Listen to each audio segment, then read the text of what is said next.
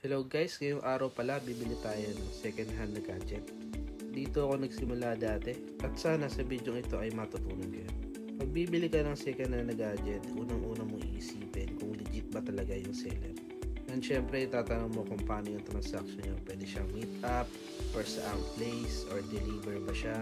Depende sa magiging usapan nyo. Pero sa case na to is nag-pick up ako sa mismo location ng seller. So mas safe yung transaction na ganito kasi if ever may problem dito sa gadget is madali ko mapupuntahan yung seller kasi alam ko yung mga nila.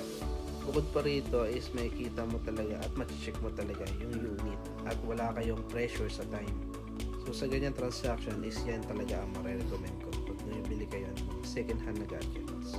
So sa pag-check naman talaga ng gadget, yung importante dyan, dapat naka-reset yung phone. So ibig sabihin wala dapat naka-login account sa lahat ng system niya. So lalong-lalo na pag iPhone or iPad. So sa case na to, iPad po yung binili ko. So nakamura ako dito. Ang gadget naman syempre mabilis mag-depreciate ng value yan. So nag-focus muna ako sa second hand na item. So sa case na to, ayan, check ko na yung mga settings niya at iba-iba pang mga settings na kailangan pang i-check dyan, lalong-lalo na yung Wi-Fi, dapat unang-una nakakunik yan. And syempre yung serial number niya, yung IMEI is same dun sa box, no?